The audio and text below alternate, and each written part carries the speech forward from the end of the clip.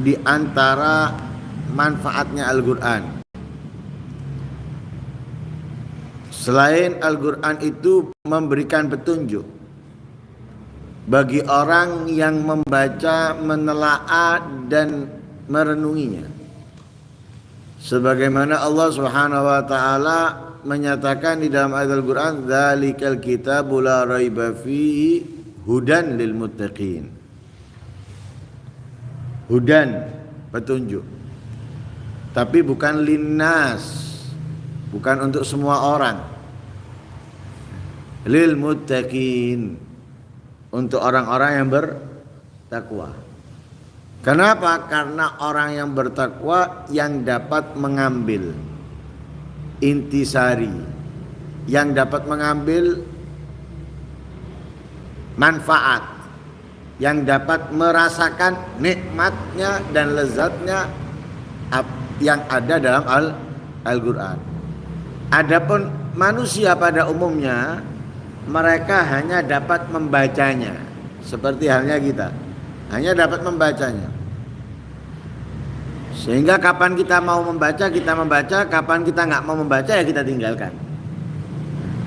Karena kita belum merasakan nikmatnya dan lezatnya sebagaimana mereka para aulia, orang-orang yang bertakwa merasakan nikmatnya. Di antaranya Imam Hasan Jamalul Lail. Beliau kalau membaca Al-Quran, rasa madu ada di mulutnya, ada di lidahnya. Nikmat, lezat. Karena itu beliau tidak mau membaca Al-Quran di siang hari Ramadan. Kalau untuk kita mungkin bisa seperti itu, kesempatan ya, siang-siang baca. Kenapa? Satu bisa mengenyangkan, yang kedua menghilangkan rasa dahaga, hilang, nikmat, enak, kesempatan. Kalau beliau enggak, ditinggalkan membaca Al-Quran di siang hari. Karena apa?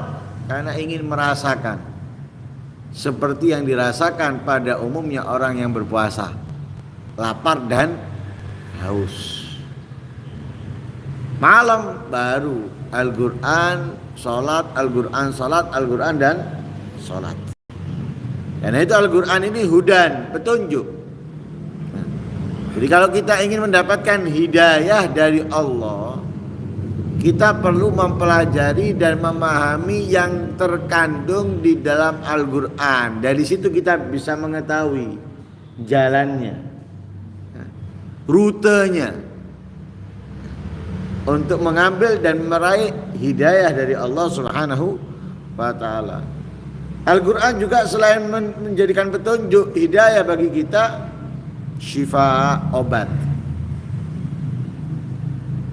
khususnya dari penyakit hati, khususnya daripada penyakit hati, yang mana penyakit hati ini sulit dihilangkan.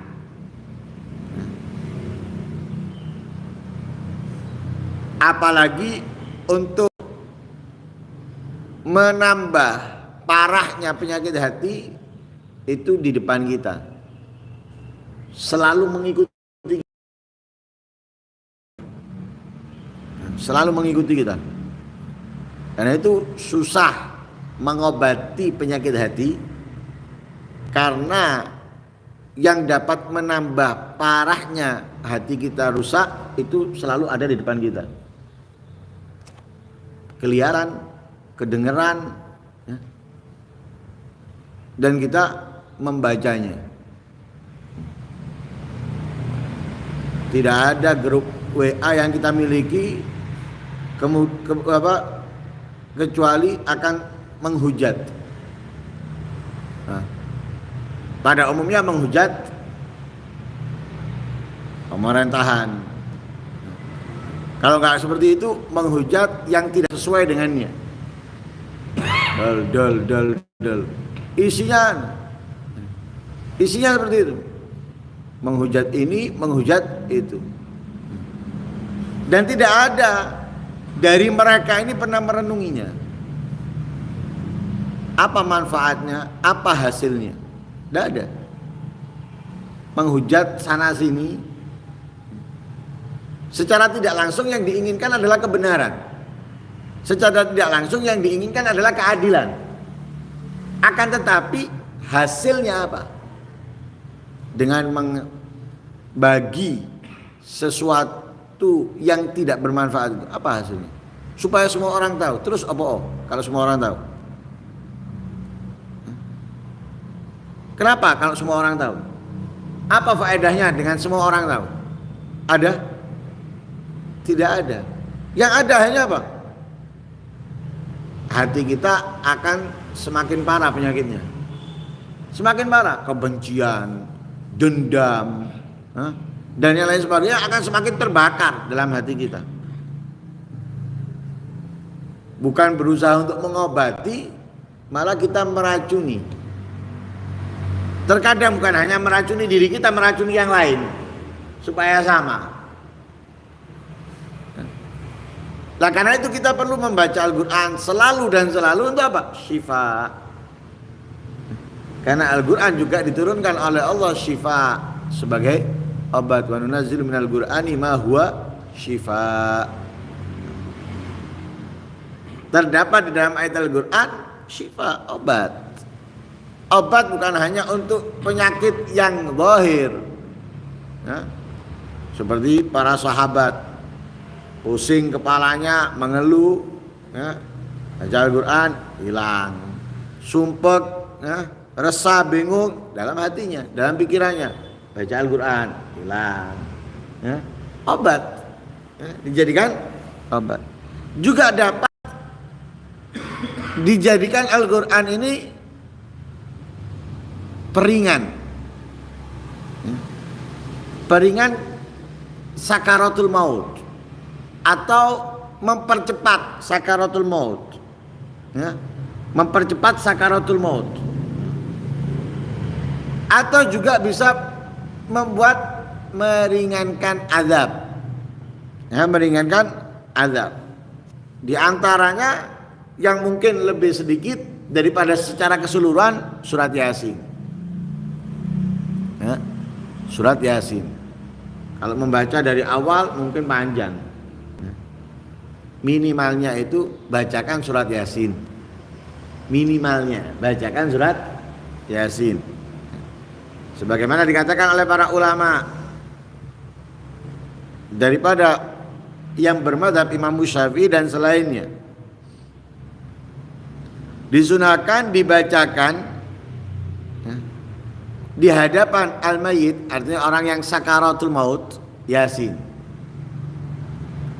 Orang yang sedang nazak, orang yang sedang merasakan sakitnya sakaratul maut, itu hendaknya dibacakan Yasin. Di hadis Ma'qil bin Yasar radhiyallahu anhu bahwa Nabi SAW berkata, Iqra'u Yasin ala mautakum.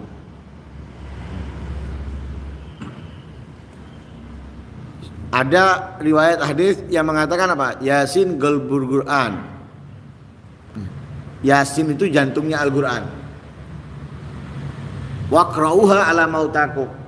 Bacakan Yasin, yang mana itu adalah jantungnya Al-Quran, untuk orang-orang yang sedang nazak atas sakaratul maut. Sama dengan hadis ini, Iqra'u Yasin, bacakanlah Yasin ala mautakum, kepada atau orang-orang yang nazak daripada mayit-mayit kalian atau keluarga kalian. Dan itu seperti yang dilakukan oleh sahabat Ansar ketika mereka datang ke orang yang sedang nazak atau mayit yang belum dikebumikan. Mereka membacakan Yasin, ya, mereka membacakan Yasin karena apa? Dapat meringankan dan mengangkat azab untuk si mayit. Dan itu disebutkan dalam riwayat Abu Dawud, Nasa'i, di dalam kitab Amalul Yaum wal Lailah. Adapun riwayat Ibnu Majah dengan isnad yang dhaif. Walhasil Al-Quran penuh kemanfaatan buat orang yang mau mengambilnya. Tapi kalau tidak, justru sebaliknya. Kalau dia tidak memerhatikan yang ada di dalamnya, alias tidak mengambil, justru mengabaikan, apalagi berbuat yang